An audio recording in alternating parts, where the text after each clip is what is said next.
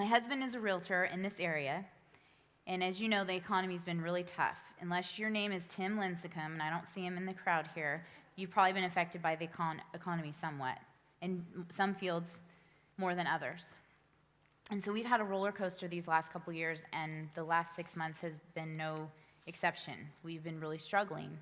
Even though we had 6 months of reserves, they're almost gone because we have really good months and then really slow months, and it's all commission, and we have a lot of expenses with healthcare and different things as independent contractors. And so it's been really tough. And a couple years ago, we sold our house so that we could have the equity from it to live off to supplement our income. And then last year, we bought a house and just had 6 months of income thinking that was enough. And now we find ourselves in the same place. Like, are we going to have to sell our house again? And so I was getting really stressed about it and anxious. And it started coming out in the way I was as a wife and as a mom, and I was stressed and I was upset. And then it started turning into bitterness with God and thinking, we're generous people. We've been givers. And why are we in this situation again? We were responsible with our money. And now this. But then I started reading the Celebration of Discipline. And I started practicing some different disciplines that I hadn't practiced before, and I started realigning myself with God and seeking His kingdom first instead of looking at all these outward circumstances. And guess what happened? Peace. Peace. The anxiety went away. And my circumstances didn't change, and they really haven't changed now. But I know I can move in with Beth Ann Moitoso. She takes people in quite a bit. And I checked with her actually this morning. She's not here, but she's got 2 open rooms. Usually she has a homeless person or something living with her, but it could be us. So I had peace. I had the inward reality that Foster talks about. And then it came out in my outward lifestyle as well. We had a guest pastor come speak to our young adults life group at our house. And he randomly picked up this other pastor that was in town from Pakistan. This Pakistani pastor came with him that he didn't even know. He said, I just met him today, and then I brought him to the group. Well, hi there. Okay, so we have our group, and then at the end, the pastors are sharing prayer requests, and this guy is asking for prayer for a school they're trying to build in Pakistan, and they're trying to raise some funds. And this is a really poor community. He pastors a really poor church. They haven't always even had electricity or running water, and so he asked for prayer for that. And then God spoke to me and said, Wendy, I want you to give him X amount of dollars. And I'm thinking, well, I don't really have X amount of dollars to spare. But it was clear that God was saying, I want you to give him this amount of money. So I went and talked to my husband and said, God, I think God told me that we need to give him this money. And my husband is the giving tree, so he said, okay. So I wrote a note to the pastor and handed him an envelope, and it just said, this is for you to use however you see God calling you to use. Well, shortly thereafter, we were going to San Diego for Thanksgiving to visit my husband's family. And I started thinking about the trip, and I wasn't going to the anxious, stress, crazy place, but I was thinking, the gas money.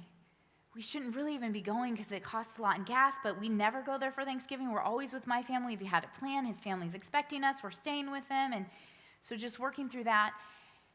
And then lo and behold, the day before our trip, our friends come over because God had put it on both of their hearts, husband and wife separately, and then came together to give us some groceries. So they came with all these groceries for our trip, all these gas cards that would more than cover our trip, and a gift card to Whole Foods. So not even trashy food, really good food.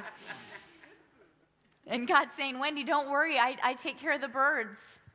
You don't need to worry about these things that the pagans chase after. I'm going to take care of you if you seek me first. And I was so humbled and so blessed because here I was bitter at God about our giving and thinking, well, if I hadn't given to that person, then maybe we would be in a different situation. Well, I shouldn't have gave that, even though it was really clear that you said to give that. I shouldn't have done it.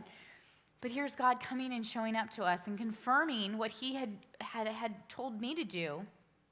Then it dawns on me that what they had given us in gift cards was exactly double what we had given that pastor. And this is not prosperity gospel. This is not, oh, old vulnerable lady, send me all your money and then you're going to get triple in the mail. The Lord wants you to send me your money and you'll get it doubled. It doesn't work like that. You don't always give and then you get double. Sometimes you get triple. Sometimes you don't get anything. It's a relationship between you and God, and it's not a formula like that.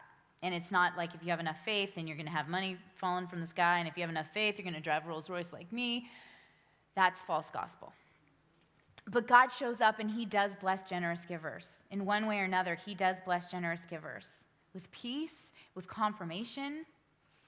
And I even realized that when we gave to this pastor, that was probably the first time we'd really given out of sacrifice, like where it hurt. You know, I think anytime you give, it's a sacrifice. It's something that maybe, okay, your kid's college savings, or maybe I can't have X, Y, and Z. But this was where it was like, really, you're telling me to give? And that's when I saw God. And that's when I saw God show me the freedom and the joy in simplicity as we give generously. The inward reality of the peace that he brings, and then the joy and the freedom as we live it out is the outward expression. And then if that's not enough, if you're not crying yet, here's your chance. So shortly after that, I shared with my son. Well, he saw me crying that night when they brought all that stuff and was, what is going on? So I pulled him aside another day and said, hey, remember when our friends brought us that stuff? I want to share with you a little story. And I shared with him the whole story I just shared with you about the pastor, because I wanted him to see God's story. This is not about us being givers. This is about God and his story. And so I wanted to share with him so he could see God providing for us, because it gets hard, telling him no a lot. We can't afford this. We can't do this activity for you. We're choosing not to spend our money here. I know other people do this, but this is, and I don't want him to have this down, negative view of being a believer. So I'm sharing this story with him. And then we had college life group, the young adults group I've been talking about, and he comes out with his Beyblade arena. Beyblades is like this cool toy that kids are into. They're like little tops, and they bang each other in the arena, and then one dies. And anyway, it's all the rage for the 8-year-olds. And so he brought his arena and his Beyblade, and he gave it to one of the girls, and he said, I want you to give this to your mom for her 5th grade class, because her mom had come over and played with him one time, and he was explaining all the ins and outs, and I want your mom to have this and take this to her class so that they can play. And she said, oh, Elijah, I know how much Beyblades mean to you, and that's so nice. Are you sure? No, you keep it for yourself. He said, no, it's okay. I have another arena, and I have some other Beyblades. It's okay. I want you to have this. So I pulled him aside, and I said, Elijah, that was really nice of you. He said, Mom, I feel like God told me to do that. There's so much freedom and blessing and joy and simplicity. It's not bondage. It's not something we want to avoid. It's not something we want to turn our ear to. We're missing out if we're doing that, and we're not looking to the Lord to speak to us in the area of simplicity and to say, God, what does this look like in my life? What do you want from me?